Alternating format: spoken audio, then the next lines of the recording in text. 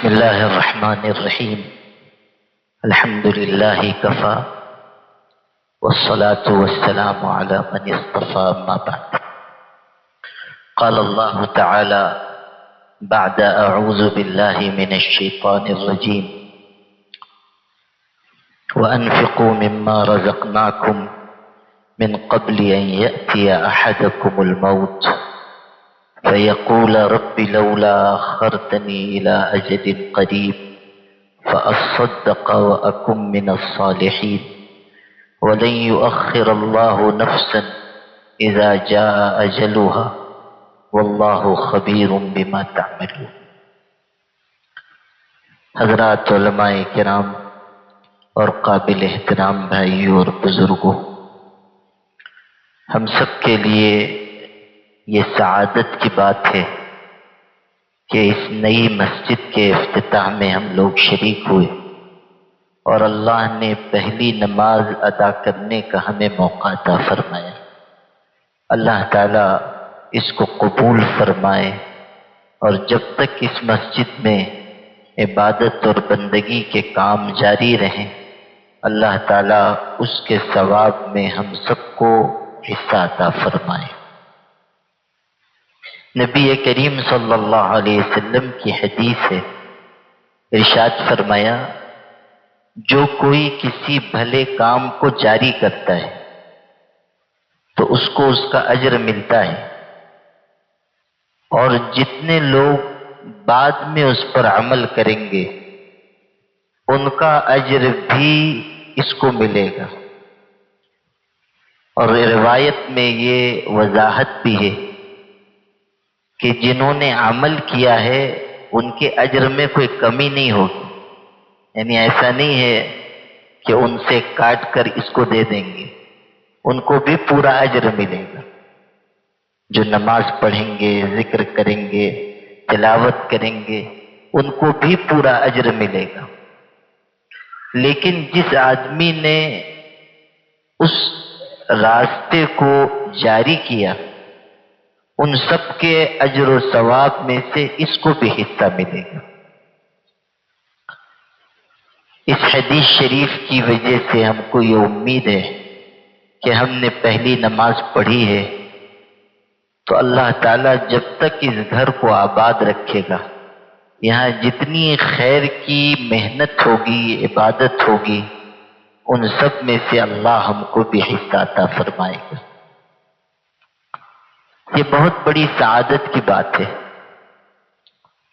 اور ان لوگوں کے لیے بھی خوش نصیبی کی بات ہے جن کو اللہ نے یہ توفیق دی کہ انہوں نے اللہ کا یہ گھر تعمیر کیا، اپنی زمین دی، اپنا سرمایہ تعمیر میں لگایا، اور اپنے والدین کے لیے ایک صدقہ جاریہ قائم کیا۔ ہمارے بہت ہی مخلص جناب حاجی عبدالعزیز ریلائبل اور حاجی عبدالرحیم سیٹھ، ان لوگوں نے یہ مسجد خلوص دل کے ساتھ تعمیر کی۔ ان کو بھی میں مبارکباد پیش کرتا ہوں، ان کے پورے خاندان کو مبارکباد پیش کرتا ہوں، اور دعا کرتا ہوں کہ اللہ ایسے ہی اور خیر کے کاموں کی ان کو توفیق عطا فرمائے۔ انسان دنیا میں رہنے کے لیے نہیں آیا ہے، آیا ہے جانے کے لیے آیا ہے، اور جب دنیا سے جائے گا تو خالی ہاتھ جائے گا۔ سکندر اعظم جس نے آدھی سے زائد دنیا کو فتح کیا تھا، اور کم عمری میں اس کو موت ہوئی، اور موت بھی اپنے وطن سے بہت دور اجنبی علاقے میں موت کا وقت آیا۔ اتنا بڑا بادشاہ تھا، اور موت کا وقت جب اس نے قریب محسوس کیا تو وصیت کی کہ جب میں مر جاؤں گا اور میرا جنازہ لے کر تم چلنا تو میرے دونوں ہاتھ کفن سے باہر نکال دینا۔ عجیب وصیت کی کہ جب میں مر جاؤں گا جنازہ لے کر چلنا، کفن سے دونوں ہاتھ باہر نکال دینا۔ تو لوگوں نے اس سے کہا کہ بادشاہ سلامت کوئی ایسی وصیت نہیں کرتا ہے، آپ کیوں ایسی بات کہہ رہے ہیں کہ کفن سے ہاتھ باہر نکال دینا؟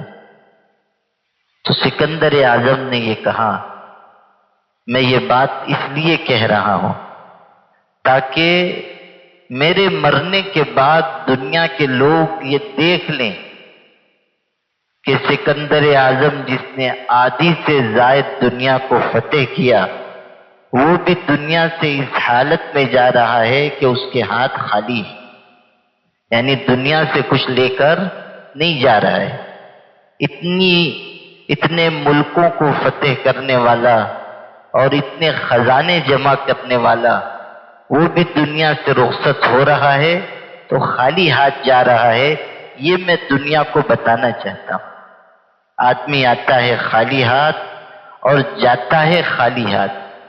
جو چیز ساتھ میں جاتی ہے وہ اچھے عمل کا سرمایہ ہے، اور موت کے بعد جو انسان کے لیے اجر کا انتظام ہے وہ خیر کے کاموں کے ذریعے ہے۔ نبی کریم صلی اللہ علیہ وسلم کی حدیث ہے، فرمایا جب ابن آدم مرتا ہے، اولاد آدم کا جب انتقال ہوتا ہے، اس کے عمل کا سلسلہ رک جاتا ہے۔ اب وہ نماز نہیں پڑھ سکتا، روزہ نہیں رکھ سکتا، حج نہیں کر سکتا، زکوٰۃ نہیں دے سکتا، مر گیا، مطلب یہ کہ اب عمل نہیں انجام دے سکتا ہے۔ حضرت علی رضی اللہ تعالیٰ نے ایک موقع پر عجیب بات کہی، آپ کو بھی سن کے حیرت ہوگی۔ فرمایا قیامت ایک نہیں ہے، قیامت دو ہے۔ اگر آپ سے کوئی کہے کہ قیامت دو ہے تو آپ سمجھیں گے کہ اس کی عقل معوف ہو گئی، قیامت تو ایک ہی ہے۔ لیکن حضرت علی رضی اللہ عنہ نے کہا کہ قیامت دو ہے۔ لوگوں نے کہا آج تک تو ہم نے یہ سنا ہے کہ قیامت ایک ہے، اپنے وقت پر آئے گی، آپ کہہ رہے ہیں قیامت دو ہے، یہ کیسے؟ تو انہوں نے ارشاد فرمایا کہ سنو، ایک قیامت تو وہ ہے جب آئے گی ساری دنیا فنا ہو جائے گی، مٹ جائے گی، اور ایک قیامت یہ ہے کہ اذا مات الانسان قامت قیامتہ، جب انسان مرتا ہے اس کی قیامت اسی وقت قائم ہو جاتی ہے۔ موت خود قیامت ہے، ایک قیامت انسان کی موت ہے، اور ایک قیامت وہ ہے کہ جب وہ آئے گی تو ساری دنیا پر فنا طاری ہوگی۔ یہ بات سمجھنے کی ہے کہ جب انسان مرتا ہے اس کی قیامت تو آ ہی گئی، اب عمل نہیں کر سکتا۔ انسان جب مر جاتا ہے عمل کا سلسلہ رک جاتا ہے۔ تین باتیں ہیں نبی کریم صلی اللہ علیہ وسلم نے خود ارشاد فرمائی، تین باتیں ہیں کہ جن کے ذریعے اجر کا سلسلہ جاری رہتا ہے، ثواب کا سلسلہ جاری رہتا ہے۔ پہلی بات ارشاد فرمائی صدقۃ جاریہ، کوئی صدقہ جاریہ چھوڑ کر جائے، جیسے مسجد بنا دی یا مسجد کی تعمیر میں حصہ لیا، مدرسے کی تعمیر میں حصہ لیا، کوئی درخت لگا دیا جس کے نیچے لوگ آرام پاتے ہیں، کوئی یتیم خانہ بنا دیا، کوئی مسافر خانہ بنا دیا۔ ایک روایت میں یہ بھی ہے کہ قرآن مجید کا کوئی نسخہ کسی کو دے دیا، او مصحفا ورثہ، قرآن مجید کسی کو دے دیا، جب تک اس میں پڑھا جاتا رہے گا ثواب ملے گا۔ کوئی کنواں کھدوا دیا، ایک روایت میں یہ بات ہے کہ نہر یا کنواں کھدوائے، یا کوئی سرائے بنا دے۔ پہلے زمانے میں کوئی گھر بنا دیتے تھے، مسافر خانہ بنا دیتے تھے کہ راہ چلنے والے وہاں آرام کر سکے۔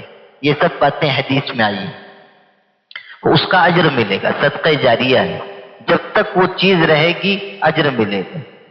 بعض لوگوں نے ایسے صدقے قائم کیے کہ 10-20 سال نہیں، کئی 100 سال تک قائم رہے۔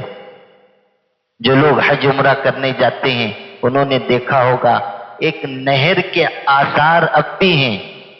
وہ نہر ایک خوش نصیب خاتون نے کھدوائی تھی، یہ مسجد بھی دو خوش نصیب عورتوں خواتین سے منسوب کی گئی ہے۔ عورتیں بہنیں بھی نیکی کے کاموں میں بڑھ چڑھ کر حصہ لینے والی کل بھی رہی ہیں اور آج بھی ہیں۔ ایک خاتون تھی، پرانے زمانے میں جب لوگ جاتے تھے حج کے لیے، عمرہ کے لیے، سفر بہت مشقت کا ہوتا تھا اور بسا اوقات راستے میں پیاس کی وجہ سے موت ہو جاتی تھی، پانی کا انتظام نہیں تھا۔ تو اس زمانے میں ایک نیک دل خاتون تھی، ملکہ تھی، اس کا نام زبیدہ تھا، ہارون الرشید کی بیوی تھی۔ اس نے اپنے علاقے سے حرم شریف تک نہر کھودوائی۔ آپ اندازہ کیجئے سینکڑوں کلومیٹر پر نہر کا کام ہوا، اپنے علاقے سے لے کر مکہ مکرمہ تک، مدینہ منورہ تک نہر کھودوائی۔ برسوں تک کام ہوتا رہا اور اس زمانے کے اعتبار سے کروڑوں روپیہ خرچ ہوا۔ آج کے دور میں تو ہم تصور نہیں کر سکتے کہ کتنی رقم خرچ ہوگی۔ اور چونکہ برسوں تک کام ہوا تو سب حساب لکھا جاتا تھا، ملکہ پیسہ دیتی تھی، جو بنانے والے ہیں وہ بناتے تھے۔ جب نہر تیار ہو گئی تو وہ سب جن کو ذمہ داری دی گئی تھی وہ آئے، ملکہ سے آ کر کہا کہ یہ سب دفتر ہیں، حساب ہے، آپ دیکھ لیں، جو پیسے آپ نے دیے ہیں اس کا حساب کتاب ہے۔ اس خاتون نے کتنا خوبصورت جواب دیا، کہنے لگی ترکنا الحساب لیوم الحساب، ہم نے حساب کو حساب والے دن کے لیے چھوڑ دیا، ہم نے حساب کو حساب والے دن کے لیے چھوڑ دیا، مجھے کوئی حساب نہیں دیکھنا ہے، میں نے یہ کام اللہ کی رضا کے لیے کیا ہے، جتنا بھی خرچ ہوا ہو اللہ کے لیے کیا ہے، اللہ مجھ کو اس کا اجر دے گا۔ آپ اندازہ کیجیے اس زمانے میں کتنا پیسہ خرچ کیا، اور چونکہ اخلاص سے انہوں نے یہ کام کیا تھا، کئی سو سال تک جتنے لوگ جاتے تھے حج عمرہ کے لیے، قافلے جاتے تھے، وہ اسی نہر کا پانی استعمال کرتے تھے۔ اندازہ کیجئے کہ اس خاتون کے لیے کتنا اجر لکھا گیا ہوگا، کتنا ثواب لکھا گیا ہوگا۔ تو صدقہ جاریہ کی الگ الگ شکل ہے، مسجد کی تعمیر بھی صدقہ جاریہ ہے، مدرسے کا بنانا بھی صدقہ جاریہ ہے، یتیم خانہ بنانا بھی صدقہ جاریہ ہے، مسافروں کے لیے راحت کا انتظام کرنا بھی صدقہ جاریہ ہے، درخت لگانا بھی صدقہ جاریہ ہے۔ یہ سب الگ الگ شکلیں، جو بھی شکل ہو صدقے کی، اللہ تعالیٰ اس کا اجر موت کے بعد بھی پہنچائے گا۔ جب تک وہ صدقہ ہے اجر ملے گا، پہلی بات۔ دوسری بات ارشاد فرمائی او علم ينتفع به، کسی کو کچھ سکھا دیا، پڑھا دیا، جب تک وہ علم زندہ رہے گا اس کو اجر ملے گا۔ جیسے ہم لوگ ہیں، ہم لوگ پڑھاتے ہیں، ہم لوگوں نے پڑھایا تو وہ سلسلہ وہیں نہیں روکا، جن کو ہم نے پڑھایا وہ دوسروں کو پڑھاتے ہیں، وہ پھر آگے پڑھاتے ہیں، پھر وہ آگے پڑھاتے ہیں۔ تو جب تک وہ علم زندہ رہے گا جو ہم نے کسی کو سکھایا، تو ہم تو نہیں رہیں گے، قبر میں چلے جائیں گے، لیکن ہمارے علم کی روشنی جب تک دنیا میں پھیلتی رہے گی، ایک شاگرد بھی ہمارے واسطے کا، ہمارے سلسلے کا باقی رہے گا، اس کا ثواب قبر میں پہنچے گا۔ آپ اندازہ کیجئے کہ یہ پڑھانا بھی کتنی بڑی نیکی ہے، یہ کوئی معمولی عمل نہیں ہے۔ آج ہم لوگ مدرسے کے لوگوں کو، عالموں کو کمتر نگاہ سے دیکھتے ہیں، حالانکہ ان کا مقام بہت اونچا ہے، ان کے لیے اجر کا وہ دروازہ کھلا ہوا ہے جو عام لوگوں کے لیے نہیں ہے۔ کسی عالم نے ایک مسئلہ بتا دیا اور وہ مسئلہ آگے بڑھتا رہا، وہ علم کی روشنی جب تک قائم رہے گی، جب تک اجر ملتا رہے گا۔ دوسری بات۔ تیسری بات نبی کریم صلی اللہ علیہ وسلم نے فرمائی او ولد صالح یدعو له، یا نیک اولاد ہو اپنے ماں باپ کے لیے دعا مانگے، یہ بھی اجر کا دروازہ ہے۔ اولاد کی دعا ماں باپ کے کام آتی ہے، اولاد کا نیک عمل ماں باپ کے کام آتا ہے۔ پرانے پیغمبروں میں سے کسی پیغمبر کے حالات میں یہ بات ہے کہ وہ کہیں سے گزرے اور وہاں قبریں تھیں، قبر جس میں لوگ دفن تھے، گزرتے ہوئے ان کو یہ محسوس ہوا کہ ان میں سے ایک قبر والے کو عذاب ہو رہا ہے۔ ہماری نگاہیں نہیں دیکھ سکتی ہیں، لیکن نبیوں کو اللہ ایسی نگاہ عطا کرتا ہے۔ انہوں نے دیکھا کہ قبر میں عذاب ہو رہا ہے، لیکن اللہ کے نظام میں کوئی دخل نہیں دے سکتا۔ وہ محسوس تو انہوں نے کیا، آگے بڑھ گئے۔ کچھ عرصے کے بعد واپسی ہوئی، پھر وہیں سے گزرے تو اب دیکھا کہ عذاب قبر رکا ہوا ہے۔ جس کو پہلے عذاب ہو رہا تھا اب نہیں ہو رہا ہے، تو حیران ہوئے کہ مرنے کے بعد تو اس نے کوئی عمل کیا نہیں، عذاب کیسے رک گیا؟ تو اللہ تعالیٰ سے عرض کیا کہ اللہ، پہلے تو اس کو عذاب ہو رہا تھا، اب نہیں ہو رہا ہے، موت کے بعد تو اس نے کوئی عمل کیا نہیں، عذاب کیسے رک گیا؟ تو اللہ تعالیٰ نے ارشاد فرمایا کہ اصل بات یہ ہے کہ جب یہ مرا اس کا بچہ بہت چھوٹا تھا۔ جب وہ بچہ کچھ بڑا ہوا تو ماں نے اس کو مکتب میں بھیجا، پڑھنے کے لیے بھیجا۔ استاذ نے شروع کیا کہ پڑھو بسم اللہ الرحمن الرحیم، پہلا سبق تو یہی ہوتا ہے نا، بسم اللہ سے اس نے شروعات کی کہ اللہ کے نام سے پڑھو جو بہت رحم کرنے والا ہے، نہایت مہربان ہے۔ اللہ پاک نے اس پیغمبر سے کہا کہ اس کا بیٹا زمین پر یہ کہہ رہا ہے کہ میرا اللہ ہے جو مہربان ہے اور رحم کرنے والا ہے۔ مجھ کو شرم آئی کہ بیٹا تو مجھ کو مہربان کہہ رہا ہے اور اس کے باپ کو میں قبر میں عذاب دوں، اس لیے اس کے بیٹے کی برکت سے میں نے اس کا عذاب روک دیا۔ اولاد کی کہ بسم اللہ کا سبق لینے کی برکت سے میں نے اس کا عذاب ہٹا دیا۔ آپ اندازہ کیجئے کہ اولاد کی نیکی ماں باپ کے کام آتی ہے، اولاد کی نیکی سے ماں باپ کو حصہ ملتا ہے۔ اولاد نیک ہوگی ہمیشہ اپنے ماں باپ کو دعا میں یاد رکھے گی، اولاد نیک ہوگی صدقہ خیرات کرے گی، اولاد نیک ہوگی اللہ پیسہ دے گا مسجد بنا دے گی، مدرسہ بنا دے گی، اولاد نیک ہوگی اپنے ماں باپ کے لیے نوافل پڑھ کے اجر و ثواب پہنچائے گی۔ بہت ساری نیکیاں ہیں جو اولاد انجام دیتی ہے اور ثواب اپنے ماں باپ کو، مرحوم ماں باپ کی خدمت میں پیش کرتی ہے، اور وہ ان کو پہنچتا ہے، وہ ان کو پہنچتا ہے۔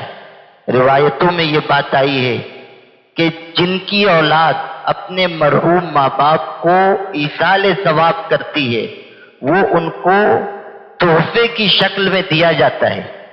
تو چونکہ زمین کے نیچے بھی ایک دنیا ہے نا، دوسرے اور مردے بھی ہوتے ہیں، تو جن مردوں کے گھر کے لوگ ایصال ثواب نہیں کرتے، جن کی اولاد اپنے ماں باپ کو بھول جاتی ہے، جب وہ ان لوگوں کو دیکھتے ہیں جن کے پاس ثواب پہنچ رہا ہے، اولاد جن کو ایصال ثواب کر رہی ہے، تو وہ افسوس اور حسرت سے کہتے ہیں کہ تم خوش نصیب ہو کہ تمہاری اولاد نے تم کو یاد رکھا، ہم محروم ہیں کہ ہماری اولاد ہم کو بھول گئی۔ یہ زمین کے نیچے وہ کہتے ہیں، ان سے کہتے ہیں جن کو ان کی اولاد ثواب پہنچا رہی ہے کہ تم خوش نصیب ہو، تمہارے بچوں نے تم کو یاد رکھا، ہم محروم ہیں، ہماری اولاد نے ہم کو فراموش کر دیا۔ اللہ سے ہمیشہ دعا کرنی چاہیے کہ اللہ ہمیں ایسی اولاد دے جو موت کے بعد ہمارے لیے ایصال ثواب کیا کرے، ہمیں یاد رکھے، ہمارے لیے اجر و ثواب کا ذریعہ بنے، اور اولاد کی اچھی تربیت کرنی چاہیے۔ اگر آج ہم تربیت نہیں کریں گے، اولاد ہمارے لیے باعث وبال بن جائے گی، ہمارے لیے وبال کا ذریعہ ہوگی۔ تو تین چیزیں ہیں جن کا اجر و ثواب جاری رہتا ہے، صدقہ جاریہ ہے، علم سکھانا ہے، اور تیسری چیز اچھی اولاد ہے۔ میرے والد صاحب کہتے تھے کہ اچھی اولاد خدا کی بہت بڑی نعمت ہے، اور بری اولاد، نافرمان اولاد، عجیب جملہ کہتے تھے نافرمان اولاد چھٹی انگلی کی طرح ہوتی ہے. کسی کسی کے ہاتھ میں 6 انگلی ہوتی ہے نا، آپ نے دیکھا ہوگا، چھٹی انگلی بھی ہوتی ہے، لیکن وہ جو نکلتی ہے نا تو وہ صحیح نہیں نکلتی ہے، وہ آڑی ترچھی نکلتی ہے. بعض لوگ جیسے آڑے ترچھے مزاج کے ہوتے ہیں، ویسی وہ چھٹی انگلی بھی ہوتی، کدھر سے بھی نکل جائے گی. تو کہتے تھے کہ نافرمان اولاد چھٹی انگلی کی طرح ہوتی ہے، اگر تم اس کو باقی رکھو گے تو بدنما معلوم ہوگی، اور اگر کاٹو گے تو تم کو خود تکلیف ہوگی. یعنی دونوں شکل میں مصیبت ہے، اگر کاٹو گے تب بھی تکلیف ہے، اگر باقی رہنے دو گے تو بدصورت معلوم ہوگی. نیک اولاد اللہ تعالیٰ کا بہت بڑا انعام ہے. ہم سب کو ہمیشہ اولاد کی نیکی اللہ سے مانگنی چاہیے، اولاد کا سکھ مانگنا چاہیے، اولاد کے دکھ سے اللہ کی پناہ طلب کرنی چاہیے. اگر اولاد نیک ہے تو اللہ تعالیٰ اس کے ذریعے ہمیں اجر بھی عطا کرے گا، اور وہ ایصال ثواب کر کے ہماری نیکیوں میں اضافے کا باعث بنے گی. تو یہ 3 چیزیں ہیں جن لوگوں نے اس مسجد کو بنایا ہے، صدقہ جاریہ کی نیت سے بنایا ہے. کیسی خوش نصیب مائیں ہیں کہ جن کو اللہ نے ایسی اولاد عطا کی، جنہوں نے اپنے والدین کے لیے خاص طریقے پر اپنی والدہ کے لیے اجر کا ایک دروازہ کھول دیا، اجر و ثواب کا ایک راستہ کھول دیا. یہ عمل اللہ کی توفیق سے ہے، کسی کا کوئی کمال نہیں ہے. اللہ توفیق دیتا ہے تو انسان عمل کرتا ہے. میری طلب بھی کسی کے کرم کا صدقہ ہے، یہ قدم اٹھتے نہیں اٹھائے جاتے. یعنی اگر ہم کچھ کر رہے ہیں اللہ کی توفیق ہے، اللہ نے توفیق دی، حاجی صاحب نے، ان کے خاندان کے لوگوں نے یہ صدقہ جاریہ قائم کیا ہے. دعا کیجئے کہ اللہ اس مسجد کو ہمیشہ آباد رکھے. آج ہم یہاں آئے ہیں، ہم بھی اس بات کا ارادہ کریں کہ ہم بھی زندگی میں بھی اور اپنی موت کے بعد کے لیے بھی اجر و ثواب کی راہیں قائم کرتے چلیں. قرآن مجید کی جو آیتیں میں نے شروع میں پڑھی تھی وہ 2 آیتیں ہیں، سورہ منافقون کی ہیں. اس میں اللہ تعالیٰ نے ایک حسرت بھرے منظر کو بیان کیا ہے. وہ یہ کہ جب کسی کی موت کا وقت آ جاتا ہے، اس وقت وہ کہتا ہے اللہ مجھ کو مہلت دے دے، میں صدقہ خیرات کروں، نیک بن جاؤں. اللہ نے فرمایا لن یؤخر اللہ نفسا اذا جاء اجلها، جب موت کا وقت آ گیا اب وہ نہیں ٹلے گا. جو کرنا ہے تم کو زندگی میں کرنا چاہیے تھا، اب نہیں. جب موت سامنے کھڑی ہے تو اب کہہ رہے ہیں کہ یہ مسجد میں دے دو، یہ مدرسے میں دے دو، یہ فلاں تو خیر کے کام میں خرچ کر دو. نہیں چلے گا. موت کے وقت اگر کوئی وصیت بھی کرے گا کہ میرا پورا مال مسجد میں دے دو، وصیت نہیں مانی جائے گی، صرف 1/3 مال میں مانی جائے گی، بس سارے مال میں نہیں مانی جائے گی. اس لیے کہ اب اس میں وارثوں کا حصہ ہو گیا. جب خرچ کرنا تھا تب تو کیا نہیں، اب جب موت سامنے کھڑی ہے تو کہہ رہا ہے سب مسجد میں دے دو. تو وصیت یہ نہیں چلے گی. خرچ کرنا ہے تو زندگی میں کرنا ہے، صحت کے عالم میں کرنا ہے، اور اپنی آخرت بنانے کے ارادے سے کرنا ہے. سہل ابن عبداللہ تستری ایک بزرگ گزرے ہیں، ان سے کسی نے کہا کہ جو آتا ہے آپ راہ خدا میں دے دیتے ہو، بچوں کے لیے کچھ نہیں رکھتے ہو. شکایت کی تو حضرت نے فرمایا تم بتاؤ اگر کوئی شخص ایسا ہو جو ایک گھر چھوڑ کر دوسرے گھر میں جا رہا ہو، منتقل ہو رہا ہو، تو کیا پہلے گھر میں وہ کوئی سامان چھوڑے گا؟ تو اس نے کہا نہیں چھوڑے گا. ہم بھی ہوتے تو یہی کہتے کہ نہیں چھوڑے گا. تو حضرت نے فرمایا مجھ کو بھی دنیا کے گھر سے آخرت کے گھر میں جانا ہے، میں دنیا کے گھر میں کچھ چھوڑنا نہیں چاہتا، جو ہے میں آخرت کے گھر کے لیے دے دینا چاہتا ہوں. بایزید بستامی بہت بڑے بزرگ گزرے ہیں. کسی نے ان سے پوچھا زکوٰۃ کتنے مال پر فرض ہوتی ہے؟ تو انہوں نے کہا اپنے مسلک کے مطابق بتاؤں یا علماء کے مسلک کے مطابق بتاؤں؟ تو پوچھنے والا ذہین تھا، اس نے سوچا ان کا کون سا نیا مسلک نکل آیا، یہ تو وہی کہیں گے نا جو علماء فقہا کہتے ہیں. تو پوچھنے والے نے کہا کہ حضرت دونوں بتا دو. دونوں بتاؤ کہ آپ کا مسلک کیا ہے اور علماء کا مسلک کیا ہے۔ کتنا خوبصورت جواب دیا۔ کہنے لگے علماء کا مسلک تو یہ ہے کہ اتنا اتنا مال ہو، سال گزر جائے تو زکوٰۃ فرض ہوگی، اتنا دینا ہے، پورا مسئلہ بتایا۔ کہا اچھا آپ کا مسلک کیا ہے؟ فرمایا ہمارا مسلک یہ ہے کہ اتنا مال ہی مت جمع ہونے دو جس پر زکوٰۃ فرض ہو۔ ہمارا مسلک یہ کہ ہاں اتنا مال جمع ہی مت ہونے دو جس پر زکوٰۃ فرض ہو، اس سے پہلے راہ خدا میں دے دو۔ حضرت عمر ابن عبدالعزیز خلیفہ ہوئے، آدھی سے زائد دنیا پہ حکمرانی تھی۔ آج کوئی کارپوریشن میں کارپوریٹر ہو جاتا ہے تو آپ دیکھو گے کہ اس کی بلڈنگ بن جاتی ہے، کچھ دن میں قسمت بدل جاتی ہے، لیکن وہ آدھی سے زائد دنیا کے خلیفہ تھے۔ جب تک خلیفہ رہے کبھی ان پر زکوٰۃ فرض نہیں ہوئی۔ خلیفہ تھے آدھی سے زائد دنیا کے، لیکن ان پر زکوٰۃ تک فرض نہیں ہوئی۔ اندازہ کیجیے، اور زکوٰۃ فرض ہونا تو دور کی بات ہے۔ ایک دن گھر آئے، کئی بچیاں تھیں ان کی، جو بیٹی ان سے بات کرتی تھی منہ پہ ہاتھ رکھ لیتی تھی۔ حضرت نے پوچھا بیٹیوں کیا بات ہے، تم سب منہ پہ ہاتھ رکھ کے مجھ سے بات کر رہی ہو؟ تو بچیوں نے کہا کہ حضرت ابو جان آج گھر میں کھانے کے لیے کچھ نہیں تھا، ہم نے پیاز سے روٹی لگا کر کھائی ہے، منہ سے بدبو آ رہی ہے، ہم نہیں چاہتے ہیں کہ آپ کو تکلیف ہو، بدبو کی وجہ سے آپ کو اذیت ہو، اس لیے منہ پہ ہاتھ رکھ لے رہی ہیں۔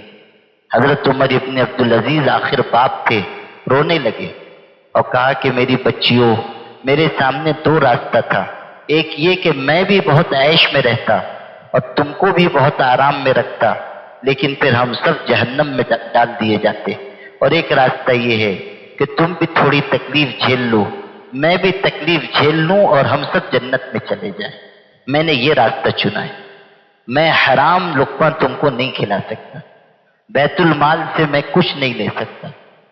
اندازہ کیجیے، سارا خزانہ ان کے ہاتھ میں تھا، لیکن ایک پیسہ بھی اپنی ذات پہ اور اپنی اولاد پہ خرچ کرنا گوارا نہیں کیا، ایسی زندگی گزاری۔ اندازہ کیجیے، آدھی سے زائد دنیا کا بادشاہ ہے اور گھر میں بچیاں پیاز سے روٹی لگا کر کھا رہی ہیں۔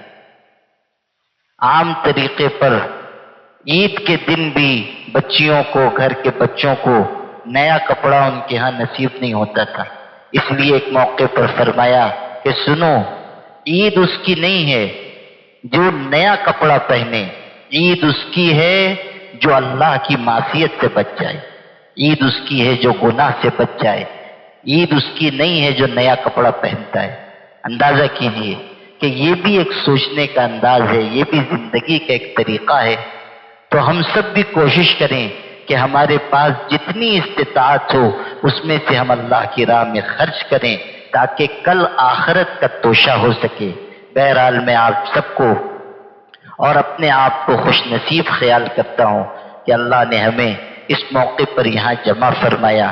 مسجد ماشاءاللہ خوبصورت بن گئی ہے، پورے علاقے کے لیے انشاءاللہ یہ مرکز ہدایت بنے گی، اور ہم کوشش کریں گے کہ یہاں سے ایسے خیر کے کام جاری ہوں جس سے پورے علاقے کے لوگ فائدہ اٹھائیں۔ میں مکرر مبارکباد پیش کرتے ہوئے دعا گو ہوں کہ بنانے والوں نے جس حسن نیت سے اس مسجد کو بنایا ہے اللہ اس کو قبول فرما لے، اور اللہ اپنے کرم سے اس نیکی کی برکت سے ہر مشکل کو آسان فرما دے، ہر دشواری کو دور فرما دے، ہم سب کی حاضری کو قبول فرما لے۔ وآخر دعوانا الحمدللہ رب العالمین۔